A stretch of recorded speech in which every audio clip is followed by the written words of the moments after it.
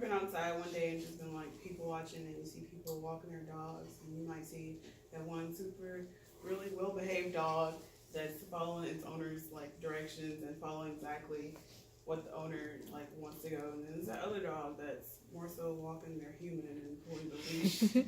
So those dogs apparently have been trained differently, and that kind of shows that it's difficult to train dogs. But whether your animal can sit, lie down, or roll over on command, or perhaps even ease anxiety, or even like find an injured person in a disaster situation, animals have incredible abilities that humans use for their benefit. And I've seen some animals that have been used for training, and my family has owned a few dogs that were trained. And I also researched some ways that specifically assistance animals can help people, and also research the different types.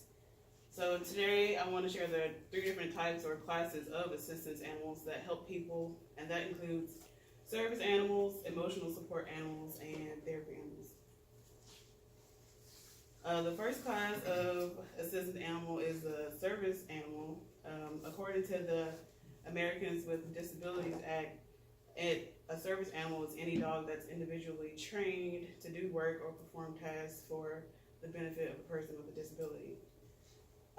That definition is also located in the April 2013 notice issued by the U.S. Department of Housing and Urban Development.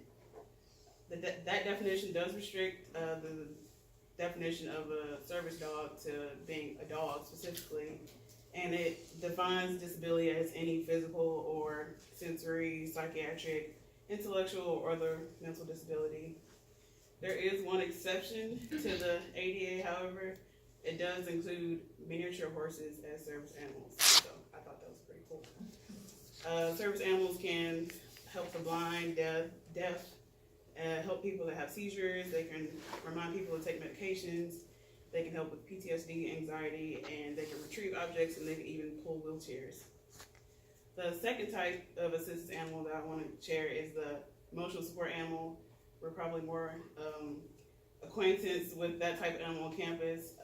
Schoenfield Talker, in an article in the International Environmental Journal of Research and Public Health, says that an ESA is any species that provides assistance with a psychological disability, and these animals do not require training. So you might be wondering how are they allowed on campus?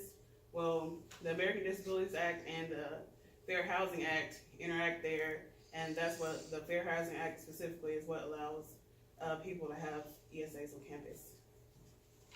The third and final type of assistance animal is a therapy animal, and a therapy animal specifically assists professionals like counselors, social workers, therapists, and physical therapists to work with clients. So you see them in practice, but they don't require training or specific work to be done.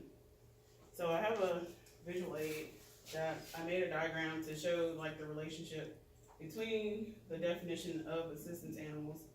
If you think of assistance animals as kind of the overarching umbrella, then service animals, therapy animals, and emotional support animals will be all 3 types of assistance animals. And the overlapping in that diagram also shows how the laws may overlap, and also how one animal can be in different categories. Finally, we overall reviewed 3 types of assistance animals.